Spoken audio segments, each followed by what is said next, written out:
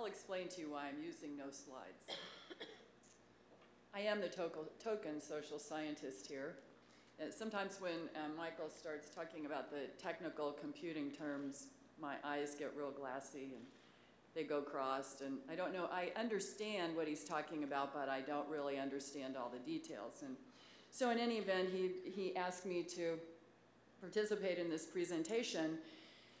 So I said, okay, and so he gives me a set of PowerPoint slides, and I look at them, and they're fine, and I kind of adjust my presentation to that. And then this morning at 8:30, he walks in, and he says, oh, by the way, I changed all the PowerPoint slides. And I'm like, what?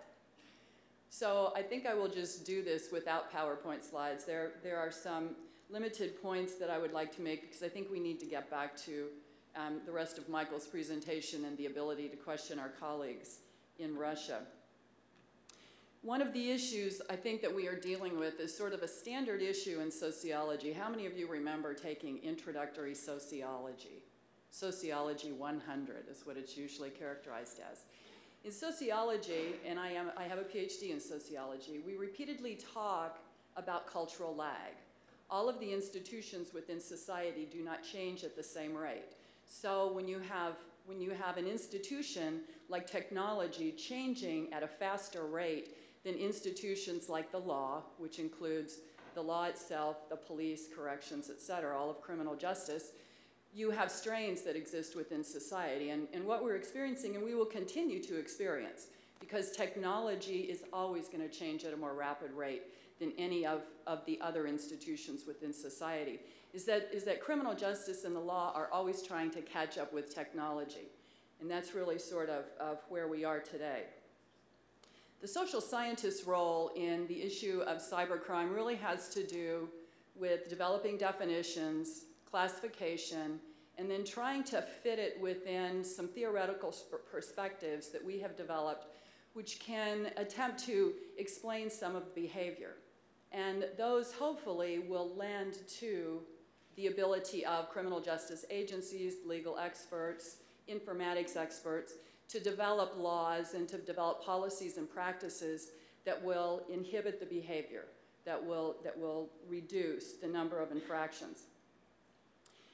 In the social sciences, we really speak of two sorts of crimes as cybercrime. And we have crimes that fit within the usual categories. We have crimes of theft and we have crimes of fraud. They just happen to be engaged in through the use of a computer.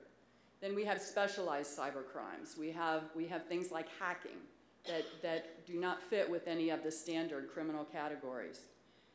What we do within sociology is try to fit these behaviors within predominantly two theoretical frameworks.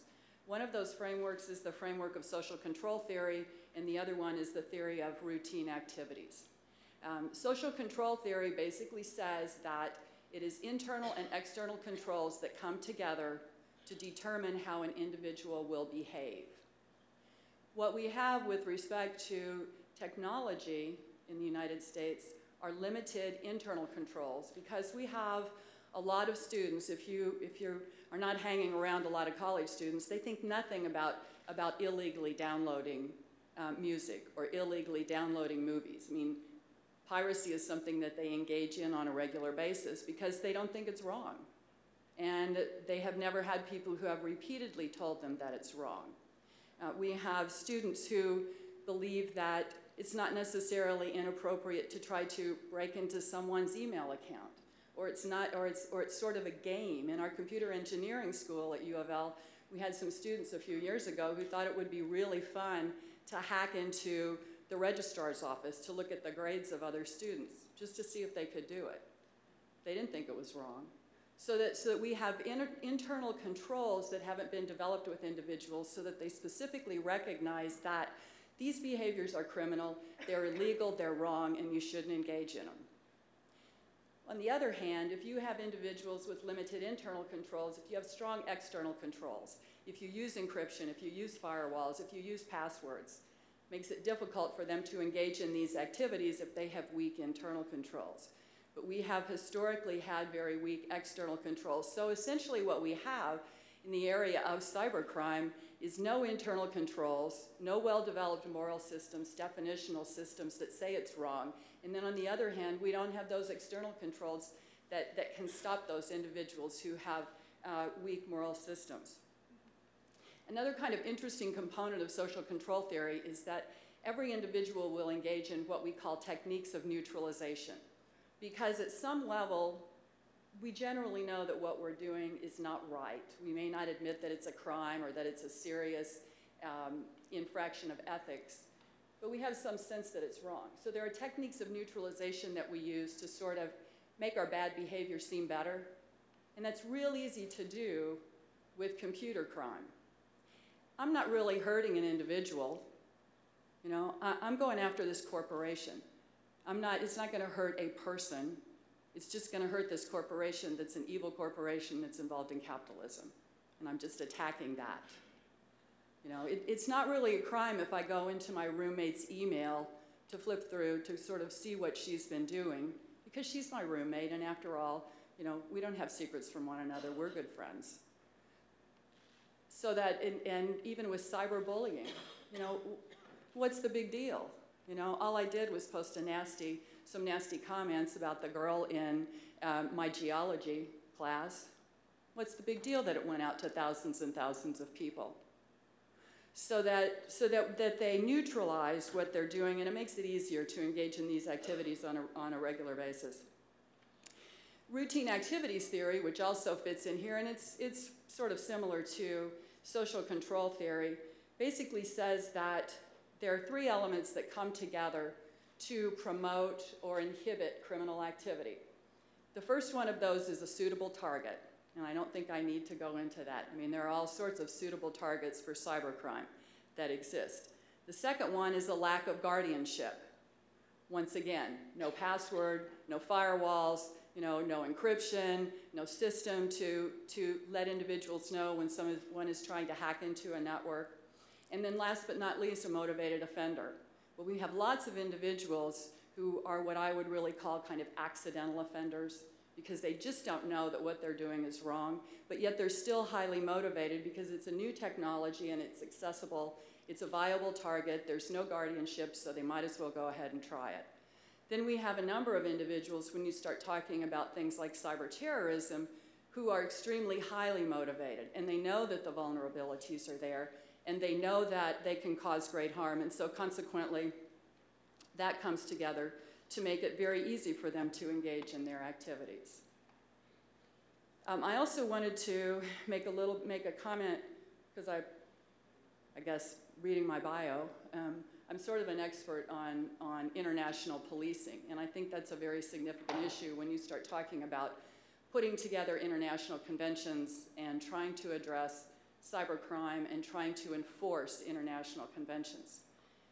The United States is unique in almost the entire world in terms of our structure for law enforcement. Most countries around the world have either a national police force, which works out of a solely central office, or if they have local police forces, they are still governed by central policies and procedures out of a headquarters. The United States has 18,000 law enforcement agencies, all of which operate under independent jurisdictions. They enforce different laws, they have different policies and procedures, and very, very important to this issue of addressing transnational crimes like cyber terrorism, they all have different training requirements.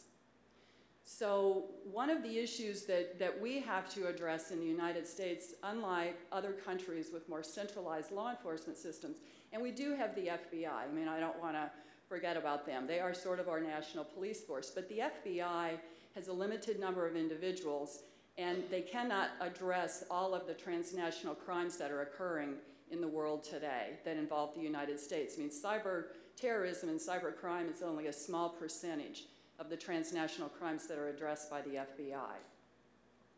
So that what we have is we have a situation that occurs with cybercrime much as we have occurring with trafficking in human beings.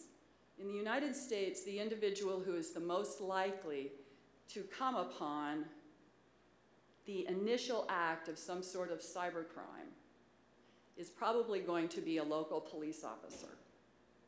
In all probability, he is going to come from an agency that has 30 or 40 law enforcement officers at best, and the odds are that he has never had any sort of training in the capture of any sort of digital or computer evidence.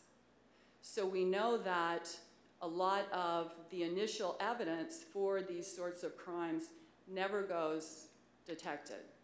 Michael and I have done some surveys, in fact, we surveyed police executive officers from about 80 jurisdictions around the United States, and only 50% of these CEOs of police organizations really thought that digital evidence was significant and that computer crimes were a significant occurrence within their jurisdiction.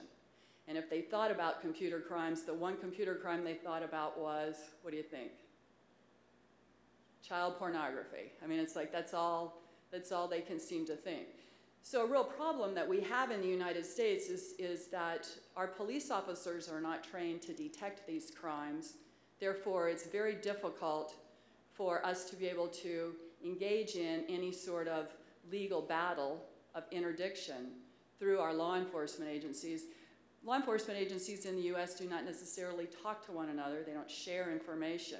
So we have a lot of issues when we try to get involved in international conventions and try to enforce those. And it primarily has to do with the organizational structure of our national law enforcement. So anyway, thank you for this opportunity. If you have any questions and if you want me to make any further comments, I will. Michael, you?